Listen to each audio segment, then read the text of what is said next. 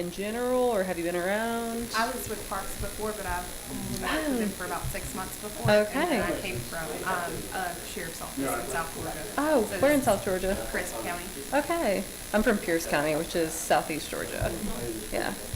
Well, that's awesome. Welcome aboard. Thank you. Yes, of course. All right, let's see. I feel like everyone, hopefully there will be a good number here. I feel like it's spread so thin right now. Let's see.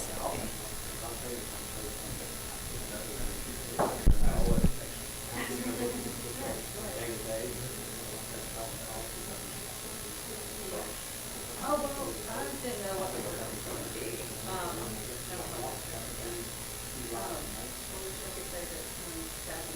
We have a new attorney analyst, Kevin Daniel. But yeah, so he's going to be staffing this, but yeah.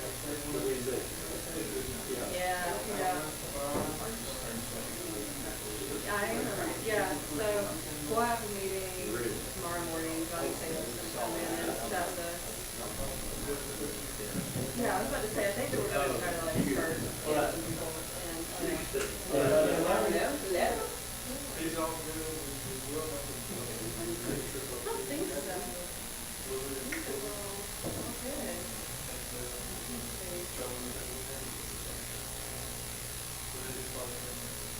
Guys, I'm not used to Adobe. Do we know how we click present?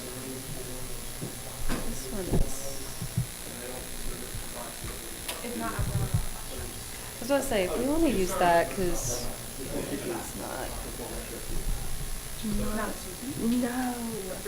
No, not at all. Kim, I feel like it's. I know. I had to take put my boots on to feel about. I love that. It's cold. Yes. I know. I keep my heater on me almost at all times. Even sometimes during the summer. I don't know what it is with these buildings, but they get cold. Yes. Okay. But even with the heater that I have on under my desk, it's still really.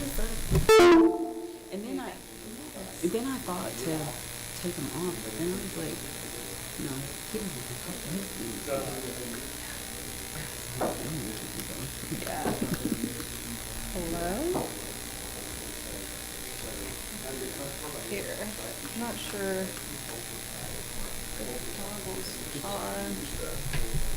I was about to say, I might just have to do that. This doesn't look like it's on yet.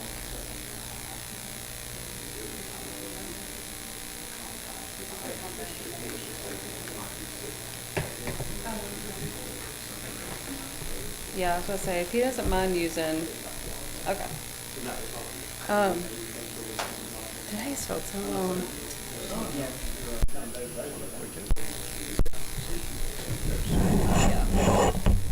I'll slide some things around. That side? Yeah. Oh, yeah. Let's see. Well.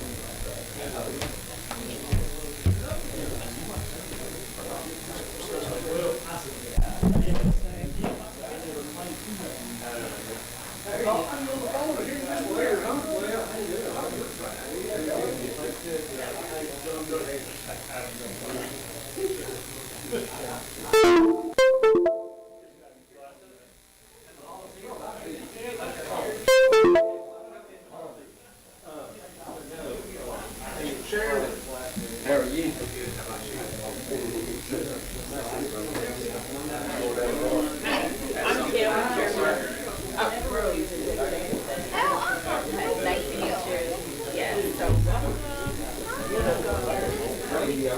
I'm Kristen. I'm staffing here. So you're my new lady. Yes, yes, I got you. I got you. Well, we need to keep that straight.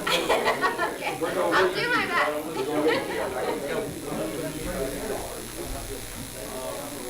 Yeah, you filling in today? How you been? Good, how are you?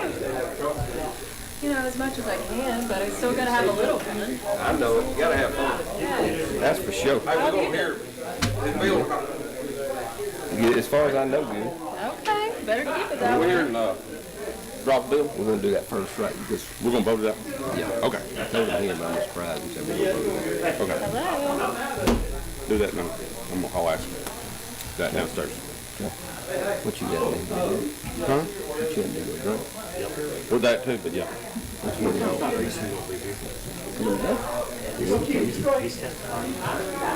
Oh, that Craven. He didn't let me know. Who wants to open, you want to open the word of prayer? She is. Yes, ma'am.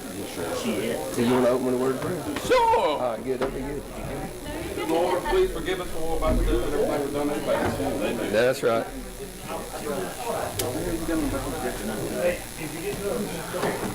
So you said we're gonna do Representative Clifton's bill? Yeah, we're gonna go on and get him moved. Is he here? Yeah, we still got about 5 minutes.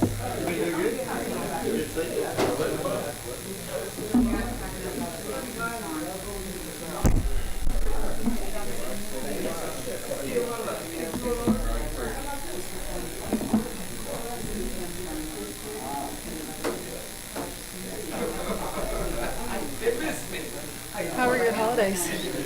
Good Yeah? and fast. You know how They it goes. always are. Busy. Yeah, What yeah. about you? Did you do anything? I did. All my family's in South Georgia, so I was down Pierce County for about 9 days. Pierce County, Blackshear.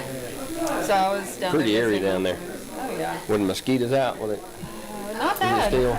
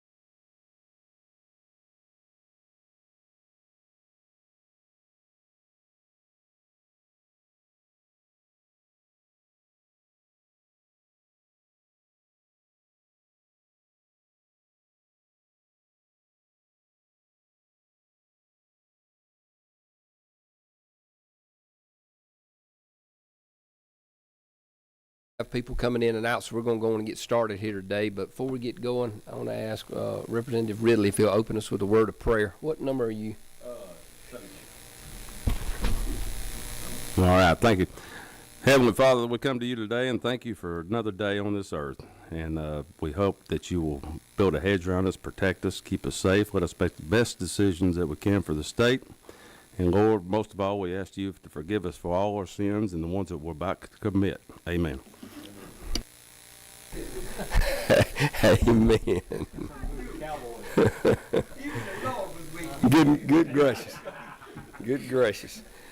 All right, but before we get going, I want to take this time as our kickoff meeting for the year to recognize a few new faces we've got with us this year. First off, we've got 2 new interns in our office, Victor Avila and Owen Hawkins in the back of the room. They're helping us out this year, and just want to say a big thank you to them.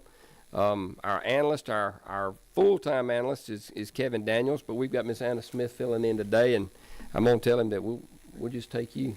Please. Okay. No, I'm just kidding.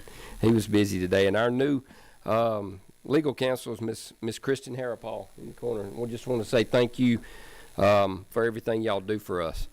All right, we're going to have our DNR update today. We've had a lot of great things going on the past year, but we've got Representative Rob Clifton here, and he's got some big events coming up in the next few weeks, so we're going to try to get him, help him get his bill moved along before he may be sidetracked a little bit. So at this time, I want to recognize Representative Clifton to present your bill.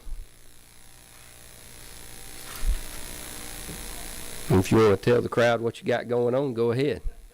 Thank you, Mr. Chairman, members of the committee. I have our 3rd child due in the next couple of weeks. I'm going to hopefully move very quickly. Is it on? It says it's on.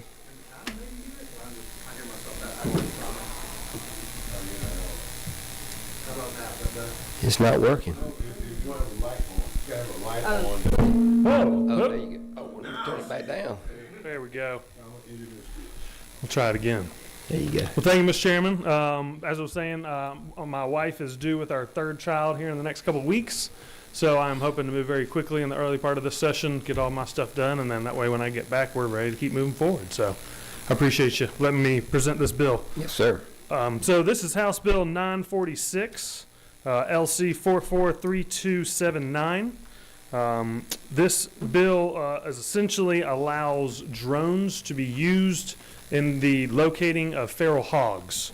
The way this bill came about, I had a constituent reach out to me asking if they could use drones. We have for those who don't know, we have a very bad hog problem that is not going away. It's only intensifying. And so in the hope of being able to make this less of a problem, they asked if they could use drones to locate where they might be. I reached out to DNR, and at one point we thought it might not be a problem, and after researching the code, it absolutely could not be done the way it is written now.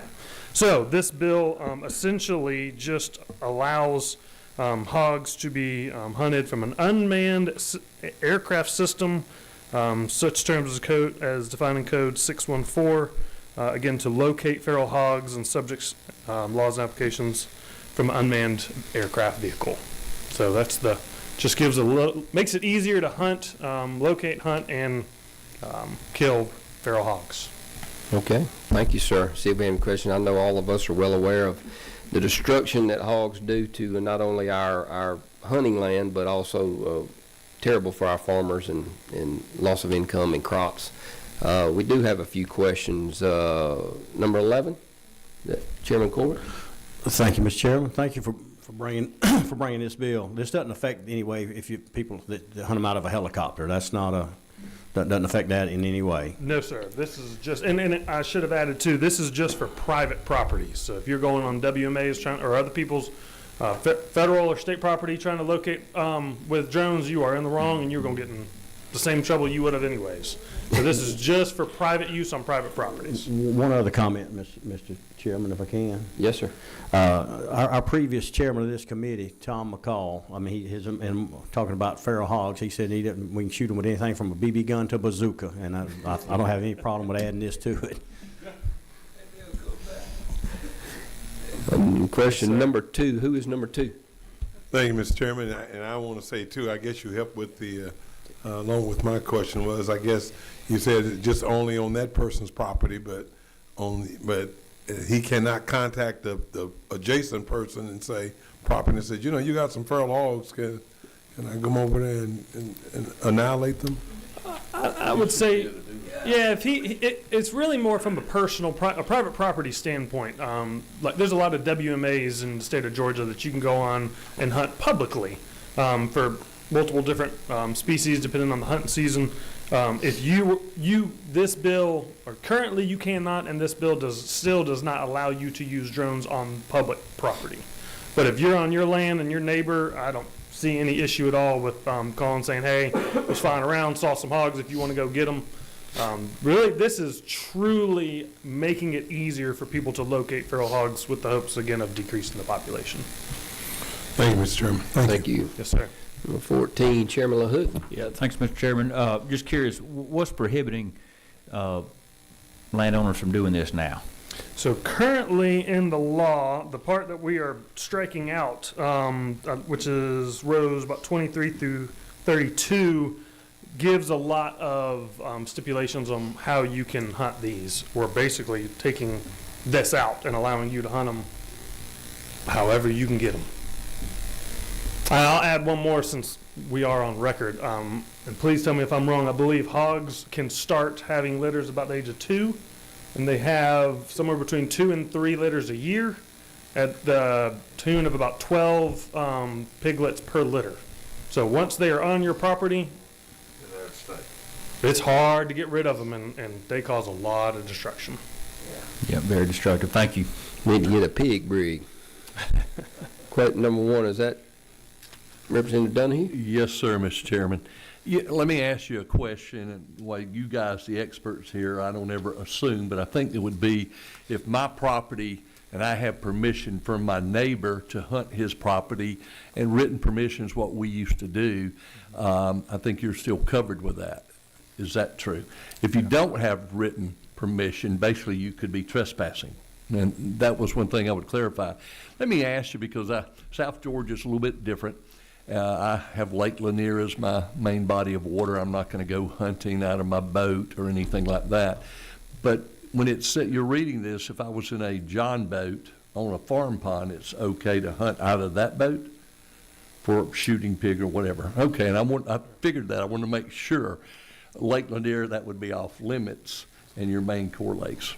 That's basically it. Just want to clarify to make sure I was close to right. Thank you. Thank you, sir. Are there any other questions? Chairman Williams? Yeah, at the proper time, Mr. Chairman, I'd like Now's the time. that we move this bill on. Now's the time. I'd like to motion we move this bill out. I hear a motion. I hear a second. Is there any other discussion? All in favor say aye. Aye. Any opposed? We move on. Thank you, sir. Thank you very much. Hogs are a problem, and I appreciate you. Yes, sir. All right, now I'm about to turn the meeting over to Commissioner Raven. We've had a very good year with DNR, and he has done a tremendous job. I am biased, but we've got the best commissioner and the best DNR staff in the country. And I'm very proud of them, and I'm very proud of what they do, and they do a great job because they have so many different categories and things that they have to do, and from the winter storm response that they just had to be involved in, and just proud of them all the way down from the mountains to the coast. Y'all do a tremendous job, and I just want to say thank you, and we just want to hear what you got for us, buddy. Thank you, Mr. Chairman. I appreciate those comments, and we do have the best team in state government. Very proud of each and every one of them.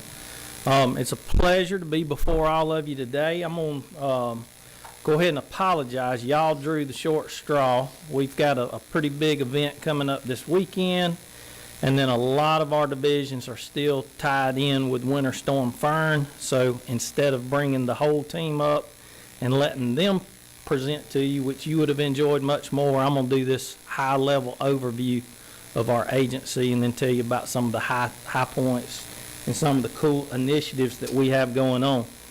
Most of you are very aware that DNR is comprised of 5 different divisions. I will get into 4 of those divisions. Again, you know, the Environmental Protection Division is run by Director Cowan and is also a governor appointee. And I'm sure he'd be happy to come talk with you anytime you would need some EPD guidance. But let me start talking to you a little bit about DNR as an overview. Our FY26 budget as an agency was $355 million. Of that 355, only 181 million of those dollars are state dollars. The rest are federal funds and other funds that we collect throughout the year. We have about 2,700 employees in DNR, and that would include EPD. But if you'll look, I'm going to roll right in, and I know we've got some time constrictions this afternoon, so I'm going to hit the very high points. This PowerPoint can be given to all of you. Just make that request, and we'll get that to you. But our Coastal Resources Division, which we do have our director with us, Doug Haymans. Many of you know Doug and work with him day in and day out. But it's based out of Brunswick. That division is made up of 2 sections, our marine fisheries and our coastal management sections. And again, this is very high level. There is a lot, about 75 people down there that work for Doug and do some very complex things day in and day out. But to dumb it down where I can speak to you in layman's terms, our marine fisheries section provides the information that pretty much manages all of those coastal fisheries. And that's the saltwater populations, and that includes our commercial and our recreational fishing opportunities that are along the coast. And again, I'm putting that very simple. It's much more complex than that. I think Doug would agree. And then our coastal management section works with our local, state, and federal authorities to balance the economic development that has taken place and the population growth that has taken place in those 11 coastal counties that you see outlined up there. But this section is pretty much charged with protecting our coastal, natural, historic, and recreational resources. So a lot of permitting that goes on within that section. Again, they do a great job for our 105 miles of coastline that you see up there, as well as our 14 barrier islands. Moving on to our law enforcement division, today we stand at about 200 game wardens statewide. Many of you are very familiar with the roles that they play in the hunting, fishing, boating, enforcement that takes place in our state. Our game wardens are post-certified just like any other law enforcement officer in the state of Georgia. They are federally deputized to operate and enforce federal laws as well. We kind of call them the Swiss Army knife of law enforcement. We are pretty much the only law enforcement agency that gets off the pavement.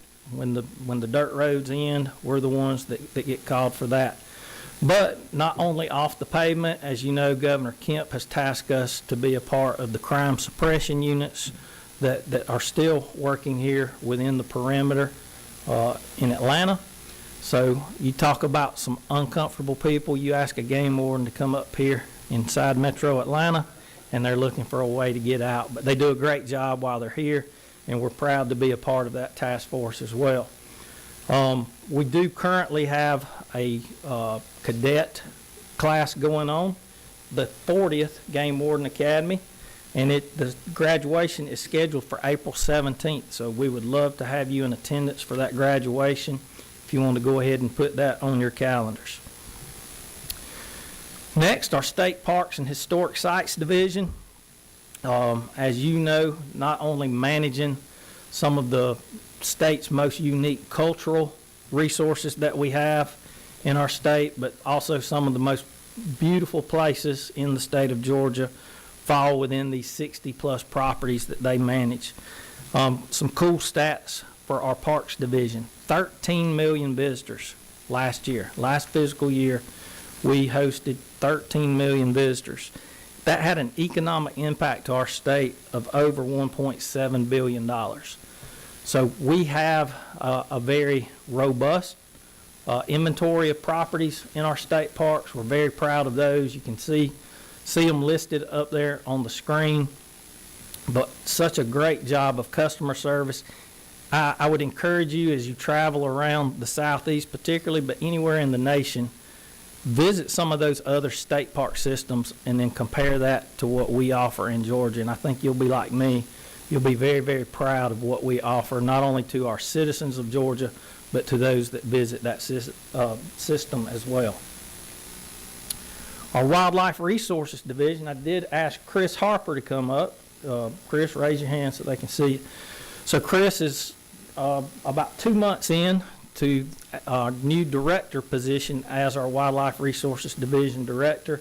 He's got an extensive fisheries background, and he is quickly drinking from a fire hose, learning about all the other things that our Wildlife Resources Division does as well. But super proud to have Chris on. He is a great asset to our team, and I think all of you will look forward to working with him in the future.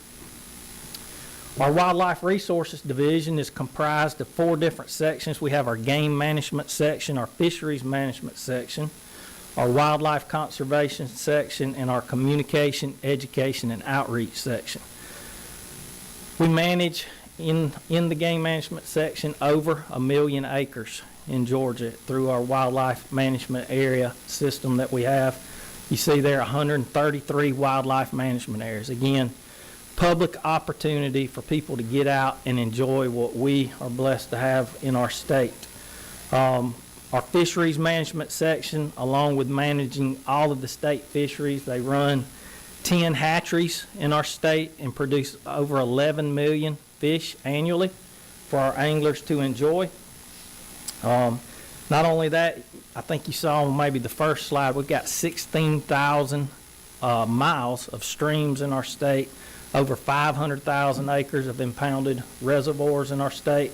So again, just a huge undertaking with what that fisheries management section manages day in and day out.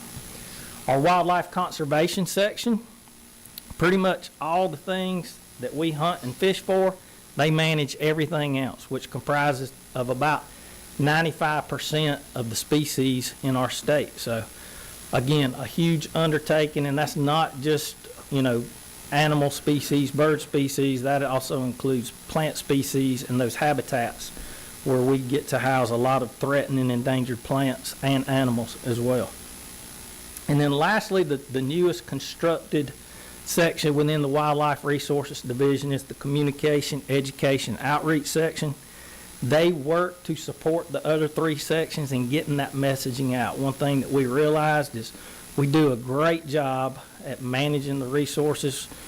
In the past, we have not, or we could have done a better job of getting the message out of what we're doing. So they are doing a great job of getting the message out of not only what takes place within WRD, but the whole agency in their messaging. So great teamwork that takes place within those divisions. With that, I had just a few updates of some things that are of interest and fresh off the press. Winter Storm Fern. We have been preparing for Fern since about last Monday or Tuesday. We had the first time that we've ever kind of locked arms with the Georgia Forestry Commission and the Department of Agriculture for a unified command for our response to a weather event. It was housed in Macon, and the teamwork, you can imagine when I call out those sister agencies, you know their leadership, and you know how well that the team members, the ones actually out in the field, melded together very quickly. From our side of it, in the unified command, we had over 200 personnel that were out there working for this weather event. Many of those 200 are still out there as we're standing here speaking today. They were out there yesterday with chainsaws and dragging limbs in single-digit temperatures. So, again, the men and women of DNR have truly stepped up for this. In addition to the boots on the ground and the chainsaws on the trees, DNR and EPD also played a role at GEMA in the overall response from the State Operations Center and supported many of the emergency support functions that took place there. We currently still have 4 parks that are closed because of trees down in those parks. We have 3 golf courses that are still closed. But I'm in great hopes and would anticipate in the next day or two getting those parks back open and getting those up and running. We had a lot of cancellations because of this weather event that came in, and just the canceled reservations were probably at a loss of about $250,000 just from cancellations, not to mention the damage that has occurred to our park. So I don't know where you were sitting with Fern. Some depends on where your house was. Some were very bad, and some were like, I didn't know there was a weather event. But in northeast Georgia, everyone would agree there was a major weather event. I know each of you have heard from me about Outdoors Beyond Barriers. We refer to it as OBB. And the goal of OBB is simply what the bullet says up there, making the outdoors accessible for all. And that's one of the driving strategies that we have within the department. And we found out that we weren't doing a very good job for our disabled populations. And then this is how OBB was born. Very proud of the work that's been done. This past year, we hosted 20 adaptive hunting events. And we had over 140 hunters that participated in those events. We had 14 adaptive fishing events. We've had a couple of dove shoots that have taken place. We've had and have more shooting events that's going to take place that are strictly geared for those with mobility impairments. And it is so cool. I know a couple of you have been out to a few of those events, but if you truly want a blessing, come out and see some smiles on some faces that hadn't really got to get outdoors or in the woods in a long, long time, if ever. So it's very, very cool. Not only on the hunting and fishing side of OBB, again, this is a department initiative. In our state parks, we've hosted mobility impaired hiking events around our state. We currently have 17 action track chairs where an individual can get in this chair. And it's in that picture on the right side of the screen. It is like a mini tank, and those individuals too get to go out and enjoy the woods, the water, bird watching, and that kind of thing as well. So very proud of that. We have 4 grit chairs. We've got some glasses that we've added to our inventory that would allow those that are colorblind to see the colors of the leaves in the fall. So again, we've got kayak launches for those that are mobility challenged. And then we have some adaptive golf opportunities as well at some of our golf courses. So a great initiative, very proud of the team and all that they have created with a brand new initiative that honestly 2 years ago, it was not even a thought. Some of you I spoke with, and you may have got a few phone calls. We did, January 1st, our park pass went up from $5 from when it was established to $5 in 2009. It went to $10 this year. And if you look at the inflation rate during that time period, you would know that we certainly had not kept up with it. And the $10 still doesn't bring us up to where inflation says our park pass fee should be. But let me stress to you the importance of this park pass fee to us. And that's certainly, just the gate fee. All of those revenues, that's the only dedicated funding in our state that comes back directly to Georgia State Parks. Every dollar of that goes back into maintaining all of those properties that I spoke of earlier. So it's been huge for us. Again, I'm sure if you've got a park in your district, you've probably heard of this. The comments that we're getting now is it's about time. Why didn't we do this sooner? So it's been pretty successful, although, we're less than a month into it. But the people that enjoy our state parks don't mind paying an additional $5 to get to those properties. And then I know You are familiar with House Bill 501 from 2019. This established and supported what I call oyster farming or oyster mariculture industry that we now have in our state. Since the implementation, we have 3 mariculture zones that have been designated: Chatham County, McIntosh County, and then most recently in Glenn County, we have those zones. Currently, we have 9 contracted harvesters. 4 of those are actually producing oysters today. I still haven't tasted one. Look forward to that maybe this weekend. We have 2 of those 9 that are currently staging or deploying their gear into their leases. And then we have 3 pending permits that Doug and his team are working through so that they too can get gear in the water. It's going to be a great economic impact for our state. As most of you know, a lot of our single farmed oysters come from Apalachicola or they come from Virginia. We've got the place to do it here in our state, and I'm glad that our state has decided to capitalize on this great natural resources that we have. With that, we've also moved within the last year towards a summer harvest, and we're currently updating that. But this past summer, these growers of these farm oysters were able to harvest their oysters in the mornings and get those to a cooler in a specified amount of time. I think it was 2 hours, and now we're moving that to 10 a.m. so that gives them a little more flexibility in harvesting their oysters. But again, and then the clam and the wild oyster harvest continues. This is not in competition with either of those fisheries as well on our coast. Another hot button topic that I know I've heard from almost every single one of you on is the red snapper, not to be confused with the redfish. But the red snapper, as you know, currently it's managed by the federal government. This past year, how many years, Doug, have we had a one-day season?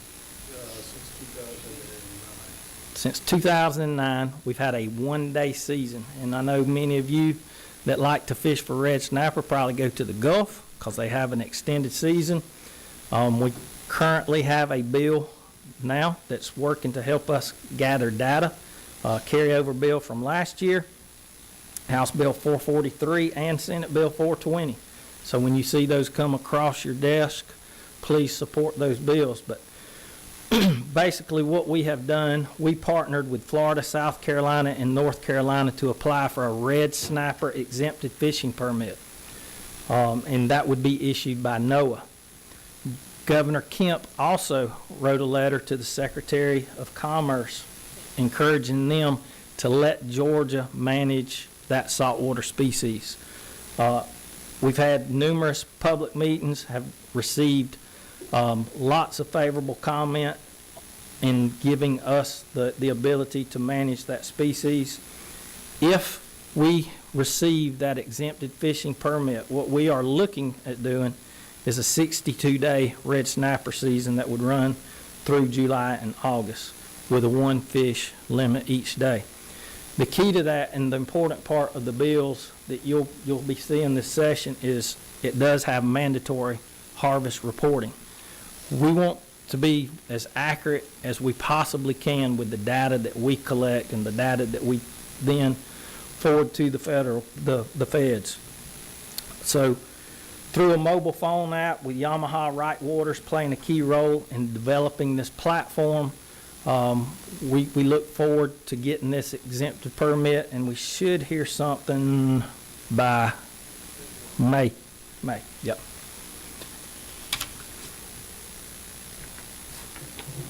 Another topic before I get to the other topic of great concern, this is not of great concern. This is all good news. Partnering with the Georgia Wildlife Federation, you'll remember that we had $500,000 that was put in our budget to help with Hunters for the Hungry, and it has helped exponentially.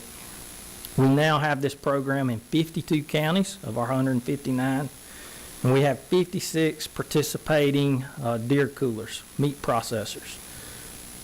Thus far, we have 108 food banks across our state that and I say we because I am a hunter, but hunters have contributed to, which has amounted to 120,000 pounds of venison.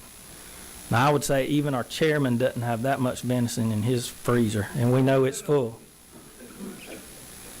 No, our goal is 140,000 pounds, and we feel like that we will meet that goal for the year with the monies that you appropriated for us through the extended bow season that's still got a few days left in it, as well as through our crop damage permits and using participating processors in that. Chronic wasting disease. I can look around and some of you are directly impacted by this. You'll remember I came to you last year and updated you of the first case that we had in our state. And then you were kind enough to give us $250,000 to allow us to manage this disease. Since I last updated this committee on CWD, we now have 10 confirmed cases in our state. Those cases are still in Lowndes, Berrien, Lanier, and Atkinson County. And while that sounds like a huge geographic area, if you drew a straight line, they're all within about 20 miles of each other. And when I say Lowndes County, there's not been a confirmed case in Lowndes, but when we have what we call a CWD zone, we draw a 5-mile circle around where that deer was harvested, and that county becomes part of our management zone. So that's how the northeast corner of Lowndes County fell into that 5-mile radius.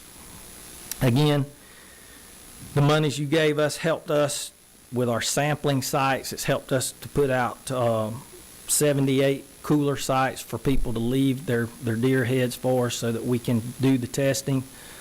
Chris, I don't know if you know right off the top of your head how many tests we've done throughout deer season. 1,000? At least 1,000. Over 3,000. Let's go with that. That sounds better.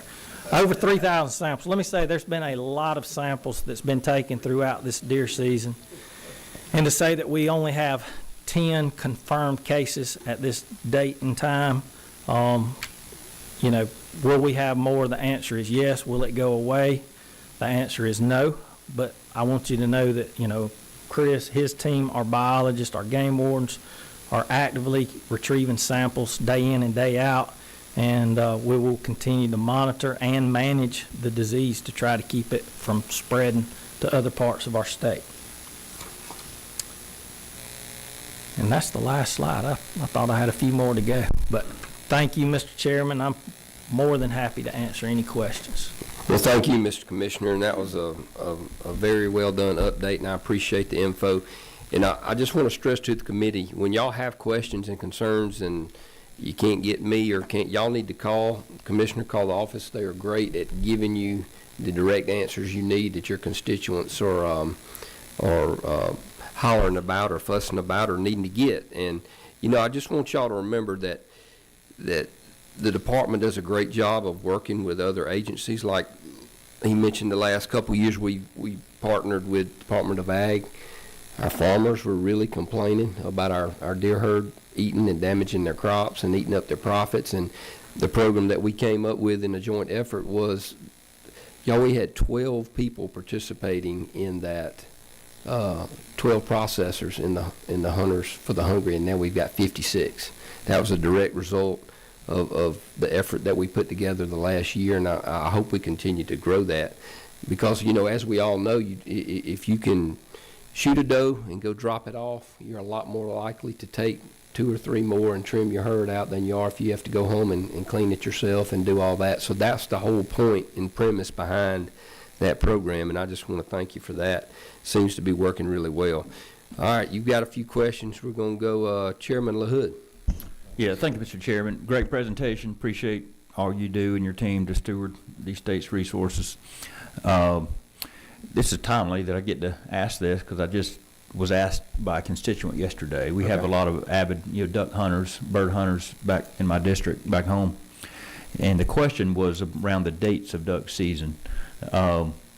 I understand that ducks are migratory birds, and the federal regulations, dictate a lot of this, but how much discretion does your department have in setting the dates? And the question was centered around, a lot of years it seemed like it's later in the season when it's pushing the birds down, this, far south and South Georgia. So can we get it back to January 31st, last day of the season? Is that under consideration? So I'm a huge proponent of we should have the season when the ducks are here. Unfortunately, that's hard to plan for a year or two in advance. Now, currently, the way our seasons are set up for migratory birds, the feds, U.S. Fish and Wildlife, gives us a window of dates, and for us, Chris and his team, to construct our season. And when we get that window of dates, and if you know those right off, Chris, I'd be willing to throw those out there. Remember, I told you he's a fish guy. He's a fish guy, but I'll get you those dates. That window of dates, and then within those dates, they give us 60 days that we can have a waterfowl season. So with that, we know that, Thanksgiving is always a traditional time for people to get together and hunt ducks. Is that the best time for the migration that's going on? Probably not. That's one of those social sciences that we take into account with that. But I can tell you that we do maximize the time and push it as far back as we can. We'll get those dates to you, but no, we can't push it back any further than that window of dates. Is that window the same every year? It is. Okay. It is. All right. We appreciate it. And I know there's no way to predict, when those migratory birds will be coming through. But the constituent, his I guess ask was, can we move it to the end of that date range the feds give us? We will look at that. If there is any wiggle room, we can certainly look at the migration patterns and dates and see what we can do. All right. Thank you. To make it as late as possible. Yes, sir. Thanks, sir. Representative Williams? Thank you, Mr. Chairman. And thank you, Commissioner. I've seen a lot of commissioners, got to work with a lot. I'm the longest serving person by a lot on this committee. I've been on this committee for 23 years. All right. And I've seen most of them. You do an excellent job. Appreciate what you're doing. Certainly, through the follow-through and everything, we appreciate what you did down at Sapelo. Very tragic situation that you got out in front of. I would like to ask that at your convenience, I'd like to discuss some leases that are in effect that we have down on the coast. Okay. Certainly like to talk to you about that. We can do that offline. But yes, sir. Thank you and your team, and especially Doug. I'm a little partial to the coastal district, so had to give him a little shout out. But thank you so much for what all your team does. Thank you, sir. Thank you. Representative McLean? Thank you, Mr. Chairman. I want to say thank you to Mr. Commissioner for all y'all do, because I'm just glad that you are going for $10, but I do still have some of those fixed income communities and old folks, and they be saying, and I said, hey, come on. But at least you got them off of the fishing license, because at first they were complaining about the fishing, and now it's kind of like, okay, so I like you coming back each and every year with something different. No, just kidding. But I do want to say thank you too. But I heard you say that you lost about 250,000, 300,000 with Fern. Yes, sir. You got that, or you? The reason I'm saying it because I was just talking about two things, and I didn't want the fee to go up, and I don't want the license fee to go up either. So no, yes, I would tell you that we're going to make it up. If you're on any of the social medias, you will see that our Parks Division is pushing out all kind of deals about the parks that we do have open. So we're trying to get those people that canceled those reservations to come back at another time or go to another property so that we can make up those funds. And they do a great job of marketing what we offer. But no, we hope to make those funds back up. Thank you. I just put those two items out there that, just leave my fishing license alone and yes, sir. Thank you. Yes, sir. Thank you, Mr. Chairman. I would like the coordinates as to where you're dumping all the reefs and everything, so if I could get that would be great. But seriously, thank you. Thank you very much for what you do. And, you know, we had a debacle here on Memorial Day with the Corps of Engineers, and Brent Cox and I spent about 36 hours, Mobile, different places we called. And a gentleman right back here, Thomas, I appreciate when I reached out to you, I told a lot of people we had a plan here. It means you guys did. And not everybody understood that. We had people that were upset. I probably had 300 or 400 calls that day, texts and emails, because I used to fish pretty seriously. All the fishing industry was getting into it. And when I told them that, they were like, "You're kidding me." I said, "Georgia, we have a great DNR. We have a great group of guys that's going to get it done. And we want to keep bragging on you on that because you need to be lifted up for doing what's right." Now, we still are having a little bit of problem here and there. It looks like a lot of us are going to, on Lake Lanier, start taking over certain ramps. Hopefully, we've done a few. But I just want to compliment you again, and if I ever need you, I hope we'll do that again, because that assured a lot of people that were very ill that something was going to be done. Good. And, you know, but Good. thank you. No, that was a long weekend. Yes, it was. Yes, it holiday was. weekend, but and as you know, we have met with the Corps. They've been great partners for decades now. Back when Mo Thrash was a little boy, I guess he left. Robert E. Lee. Yeah. Yeah, but no, they're a great partner, and we have carried on those conversations, not just that weekend, but we have ongoing conversations with them now. Well, thank you very much. Thank you, Representative Huddleston. Thank you, Mr. Chairman, for allowing me to be a part of the committee today.